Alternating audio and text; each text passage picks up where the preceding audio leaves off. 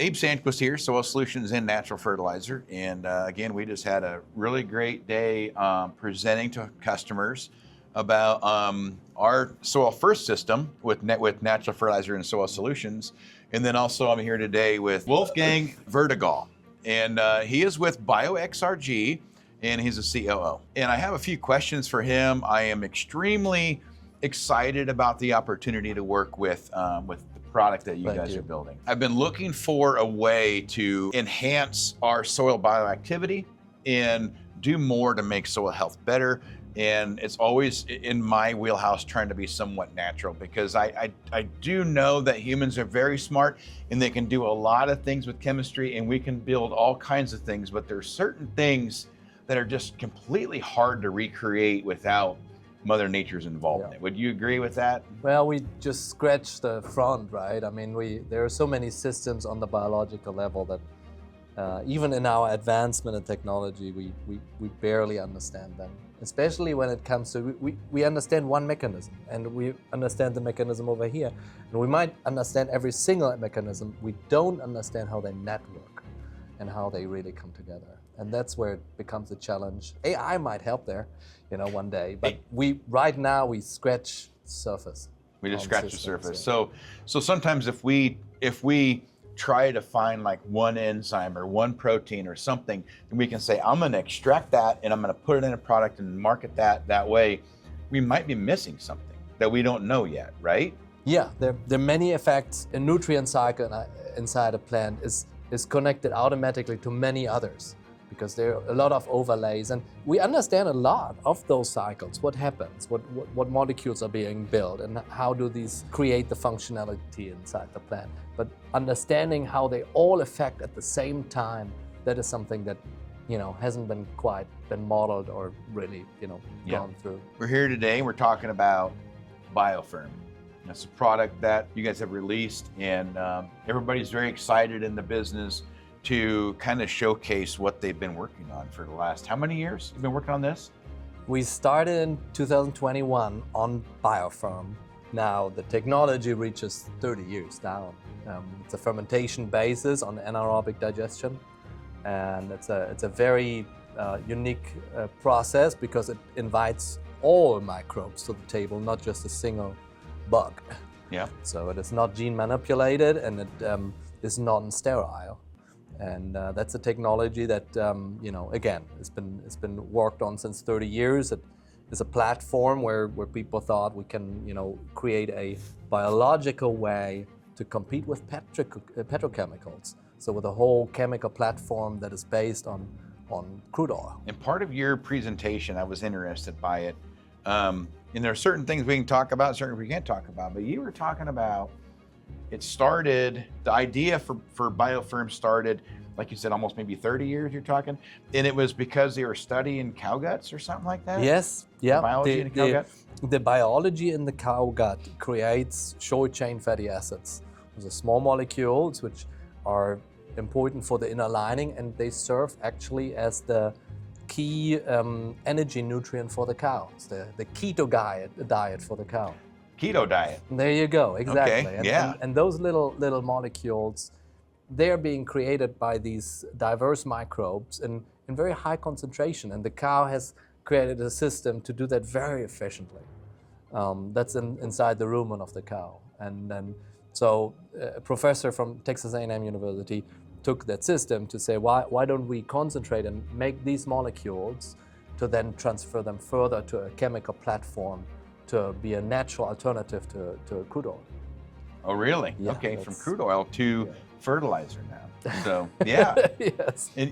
But it's all because we're just stimulating a system that is natural, and again, we didn't really make it. It came from a biological being that's on this planet already. But what do you know about what the product does to the soil and to the plant? Like its main mechanisms, like what is it kind of doing? Yeah. Well, the product has a large quantity of different capabilities, and that's why it is a little bit difficult to talk about a specific use for the material. The product contains 12% potassium. That potassium is highly soluble. It is connected to these short chain acids, and therefore the short chain acids are so small molecules that they can penetrate through plant membranes. So even if you apply it foliarly, you get your potassium right into the tissue where it needs to go. So it is a very fast-acting potassium source. That's one side. Another side is the organic acids themselves. The organic acids themselves, since they come out of these microbial fermentations, any microbe that is being exposed to them likes to live in that environment. So it is kind of like a capturing agent for the good microbes in the soil. Beyond that, these organic acids are being used from the plant itself. These plants produce these acids themselves. Plants produce, for example, acetic acid, exudating them into the rhizosphere to attract metals. Because all those little molecules, organic molecules, are actually solubilizing zinc, copper, boron, magnesium, potassium, and they create an equilibrium of those metals so that the right amount of each of them are able to enter the plant. So we call them the nano-scale organic acids. It's important to point that out because these molecules are so small, they are very, very fast-acting and mobile in the soil, compared to larger molecules like the humic acid and such. So you referred to them as like a signaler, right? So these help a plant like call for fertility. It says, I need some more fertilizer, Yes. and it's sending out acids through its exudates, right? Yes. And so then the microbes in that area are bringing materials in? There are signaling molecules as well between microbes, fungi, and the roots system itself. So that's the the nano-organic acids. And then there's a portion of over 9,000 compounds that we have at this time identified, which are all bioactive molecules that ranges from small sugars, monodipolysaccharides, through amino acids, through phenols, and those are all building blocks of natural chemistry. And some of these molecules have very specific signaling interaction between, for example, the fungi that lives on the root and interacts with the cells of the plant itself. And other molecules are hormone signaling molecules for the plant itself. So for example, we identified and quantified 42 plant hormones. They reach from auxins to cytokinins, gibberellins, the different osmotic acids, and so on and so forth. So it's a balanced system. It's 42 of them, not just one or two molecules that, you get products out, they say, well, if you apply this, you have cell elongation, or if you apply this, you have cell division, so growth, essentially, in other words. But these chemical ingredients usually have one compound, and in many cases, it's made from petrochemical in a refinery. What we have is a system of 42 of these plant hormones, and they're somewhat skewed to the auxin side, so it's especially for root vigor, early plant vigor. That is what we believe. But that's kind of the side. We have potassium, we have organic acids, and then we have the total complex biologic intelligence. Yeah. And part of that, what we're starting to identify, are those plant hormones. So, again, all of you guys know that we're in the nutrient recycling business. We're in the food waste and manure industry business, right? So our products contain everything. It contains organic acids, it contains carbon, organic matter, nutrients, and all those things all in one. Our products are made from nature. This product here is made from nature. So I'm trying to relate this back, and whenever you look at anything right now that we make as humans, a lot of these things, we find one thing, and that triggers this. We find nitrogen, and it triggers growth response. We find this, and it triggers that. And we do that as humans. We're taking supplements, we're taking all those things. At the end of the day, humans are not making a sweet that has all these things that happen at the same time. We don't know what affects what. We think that we do, but we don't have a complete idea. And that's one reason why I'm really interested in Bioferm, because the Bioferm, it comes from a natural organic situation. Essentially, it's, I'm just gonna use it this way, but it's the biology that's in a cow's gut that breaks down food is the same thing that is creating these acids and all of these different compounds.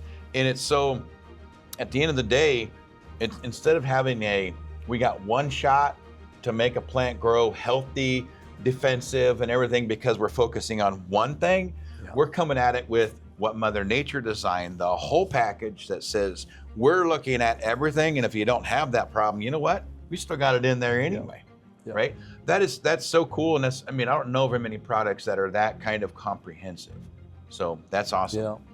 Maybe also a word, you know, one thing that we do with the material is we stabilize it. You know, there are a lot of fermentations going on. You have approaches where you mix different materials together and create like kind of like a compost tea more on the way. But these materials are usually, you know, short duration. You have to apply them. It needs to be localized, the source, so to say. What we do to our material is we stabilize that chemistry to a degree where you can shelf life it for 3 years. It can be getting into freezing conditions with even if you rock solid freeze it, if you thaw it up back, it becomes a clean liquid again. So this chemistry is very stable, shelf life, and it adds essentially the cow milk into the fridge instead of bringing the cow to the fridge, into the kitchen. You know, it's that approach. But I agree, it is really a multi-layered and a much bigger approach that, you know, we want to be the best ones who understand it, of course. And one day we can hire lots of PhDs that are going to figure all the different mechanisms out.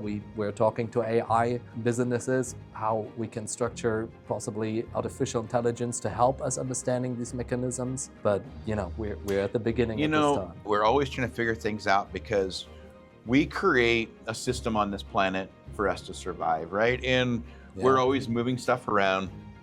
And it's really neat to think that finally we're starting to think about how does this work, and we're trying to learn it more, right? And I think we always have, but we're not breaking it down as much. We're bringing it back to reality, and I think that's very important because it's bringing it back to like, okay, how did Mother Nature do it, right? And that's cool. So the one thing that I wanted to talk about quick was you said it's not a biological, so it's not active bugs.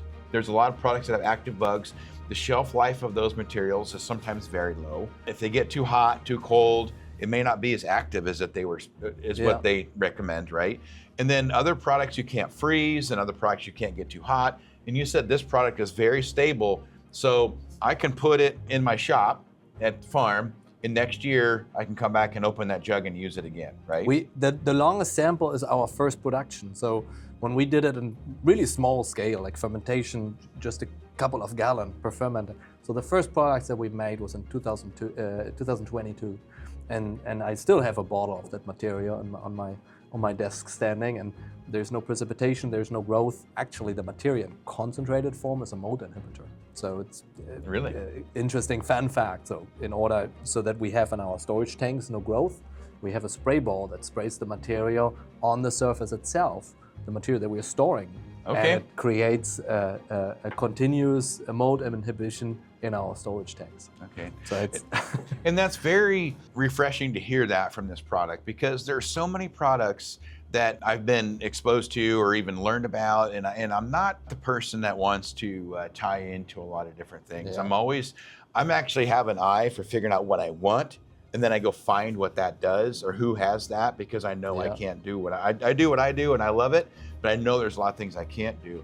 And everybody comes in and wants to bring in our product, and the first thing I was like, well, you got to use this in 36 hours or it's going to not work. Well, how many times have we filled a sprayer tank or even just didn't work out for that day? And so now I'm thinking, okay, I paid how many hundreds of dollars for this jug, and I'm like, gosh, if I don't let it sit outside. I mean, I want to take care of that more than I do my kids, because I want to make sure that it doesn't, they're at least going to be defensive of this. This thing is sitting in a situation where it may not work, and I spent all this money for it, and now here I am. So it's very refreshing to hear that the stability of this, we can utilize it with all kinds of things. Like in our fermentation, which, again, the technology has been developed over 30 years. We're using soil microbes, which are actually very similar to the ones that are in the gut of a cow. So we are using these microbes as inoculation. But what we're seeing is we are never able to skew our process by adding another specific microbe in our tank. doesn't do anything to the process. It doesn't change the chemical profile. It doesn't change what the facultative microbes produce. So the way how you change it is you change the environment. Because kind of in this sense, you have dominant species in your tank, and then you have 3,000, 4,000, 5,000 different microbes, fungi, viruses, phages, all sitting together. So the microbe that you now add in order to, get your fermentation in one or the other direction to make a different product, for example, or to your soil health to enhance and to cultivate the, best microbes, that microbe probably is already in the tank. It just didn't like the condition enough to flourish. Mm-hmm. And that is what we're seeing often if we have microbes in a inoculum system, which, these microbes have to be dormant. They're not able to work because if they would wake up, they would wanting to have food, otherwise they die. So they're in a dormant stage, and you apply them to a field where you have an existing colony that probably has some of those microbes already in, but the conditions of that field are not so that they flourish. So in some cases, it can be that you have a great effect, because in some cases you might add a certain microbe in a certain way where it actually can flourish. And now you can have a real impact on your yield, on your plant growth and all of that. But it is really a gamble. So there are more cases where it doesn't work. And quite frankly, in 30 years of trying to manipulate fermentation system of mixed microbes, we have not had one time the luck to change that fermentation because we added another microbe. So you're kind of telling me it's like the Field of Dreams. I don't know if you've seen that before or not. Right? Have you seen that movie? I have not seen that movie. Okay, yeah, I did think maybe you have. But I get that. So if you build it, they will come. Right? If you build the environment for these microbes to be, they will naturally come. Yeah. And if you bring somebody from a warm climate by the equator and move them to the North Pole, if you don't bring them the environment that they're from, they may not survive. They change also very, very quickly. They are rapid. They live for maybe half an hour, maybe up to a few hours. So they go through very, very fast life cycling. And with that, they are incredibly adaptive. So whatever you have on your field has adapted to your field. That, it has lived there for a long time. And it's similar with the microbe that we have in our tank. We have converged the condition of those microbes, starting with soil microbes, to something that works really, really, really well. Because it has that life cycle and it develops further and it becomes its own population, so to say. So again, to reiterate, we are not working with microbes on the field, working with microbes to make the product. Yes, but then we bring the environment the microbes want to live into the field in a very stable way. The product is crystal clear. It's pure chemistry of the natural microbe, but there's not a single live microbe in it. So how does this, obviously, I use manure, I market manure, we work with compost and different organic materials. What are your thoughts, I don't know if you've had any experiences, but what are your thoughts with the combination of a natural fertilizer system with manure and whatnot with applications of Bioferm? One of the big things that we are starting to find out about a material is that we are increasing, it's a big word, nutrients use efficiency. Yeah.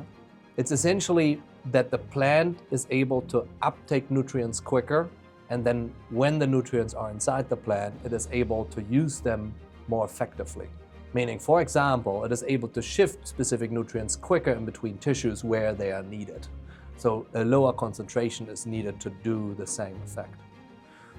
Both parts, the uptake as well as the better use of the nutrients, is, I think, a big part where when I heard about, for example, chicken manure and little pellets and these type of things, or directly out of the chicken farm, which is very similar. It's just another form of manure, where the nutrients that you're making available for the field, you want them to work best for you, because we have on one side the challenge with runoff of nutrients into the environment. Now, with granted, That is way higher with chemical fertilizer because of the solubility. However, you want to make sure that the nutrients that you're adding to the field are effectively used by the plants. And I think that is one of the key points where our product can help.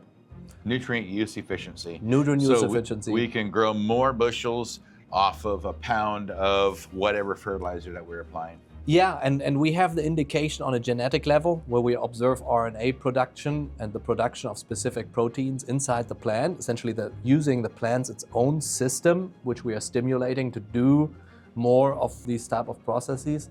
But we also have growth trials where we, one grower that comes to mind, he applied, a fairly low nitrogen program. It's a conventional program with 170 pounds of nitrogen. And he was able to get an average of 280 bushels on a 370 acre field, which he has never gotten more than 220 bushels from, and he is farming it since 20 years.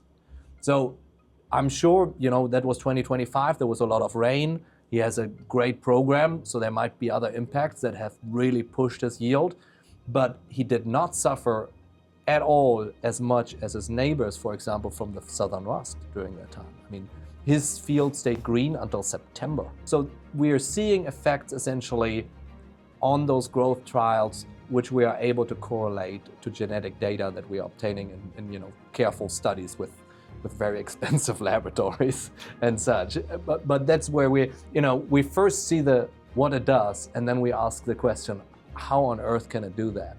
And we are now starting to understand, okay, those are probably the mechanisms why Bioferm makes this possible.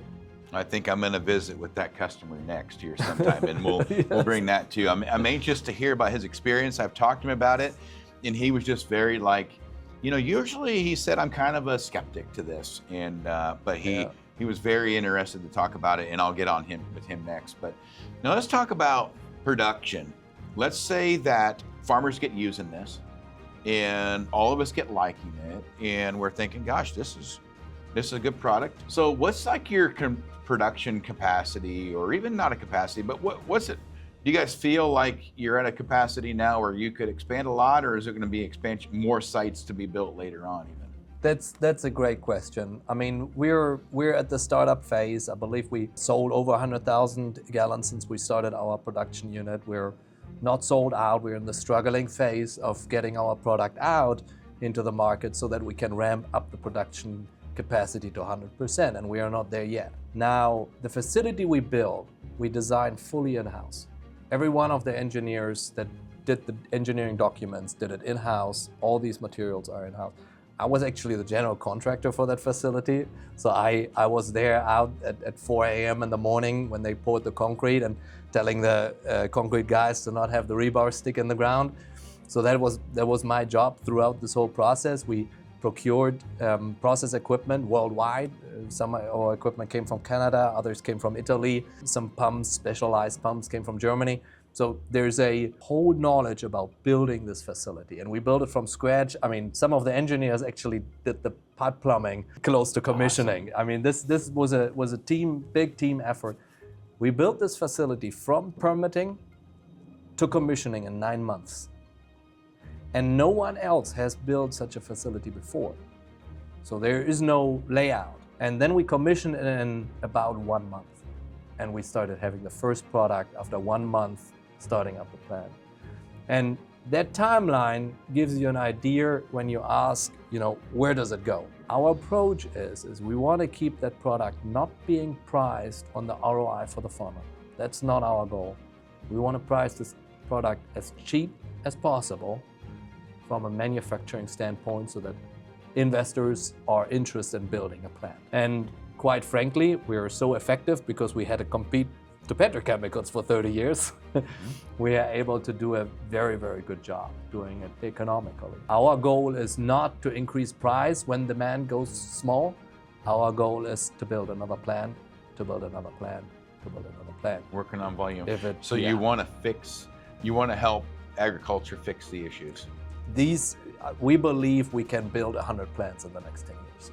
Yeah.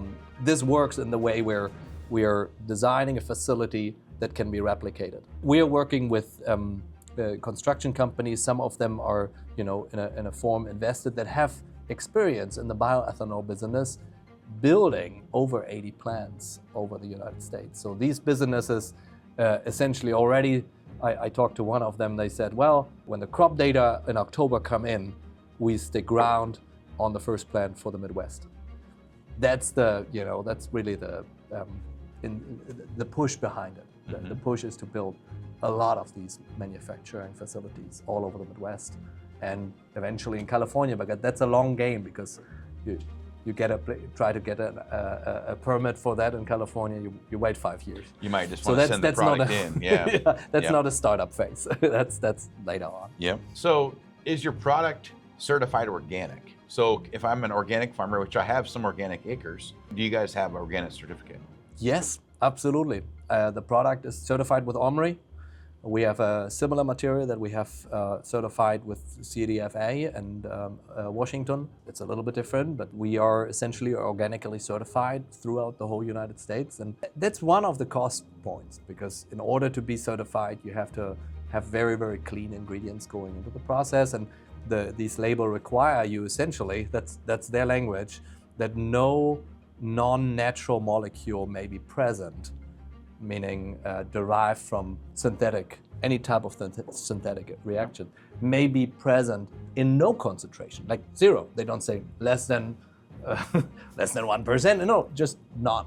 And that requires you to essentially validate every single feedstock that you use for your product, that it is being qualified in the same sense. That's a very extensive exercise. Through that exercise, you have to navigate, and the result ultimately is that you have to use feedstock materials that are very expensive.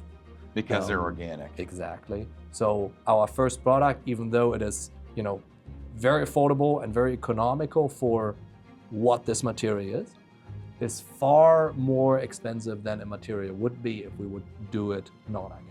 Yeah. And there is a need for that, where instead of using hand-picked starches out of the byproduct industry, you would use, for example, post-consumer food waste. So I love what you're doing. I love that you're getting this machine from Europe. Yeah. Because I want to see how this works, because that can be the future of this. You can use post-consumer food waste.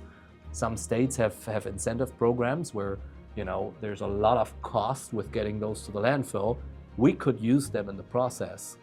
So you don't have to have anything spectacular to make it. You can make it from anything that has organic starches exactly right. and different enzymes. Yes, that is exactly right. Yeah, it's awesome, and that's about the same boat that we're heading down to. And yes, I know we've got it's a lot of fun so far, and I'm glad that we are able to connect. I am so glad that you're able to come up and share these experiences that you guys have had so far. I appreciate it. Thank you for inviting us. We look forward to doing more together. We've actually been working with BioXRG, and we would love to work with other people on bringing this Bioferm product to a lot of our customers, so they have another product to use for nutrient use efficiency, which that means you're going to be more efficient with the high price fertility that you're buying. But then also it's going to help with the plant to metabolize these nutrients and help with the plant's stress. So there's so many exciting things about this. I am so glad that I've established a partnership with BioXRG on this, and there's more to come. So thank you guys for watching.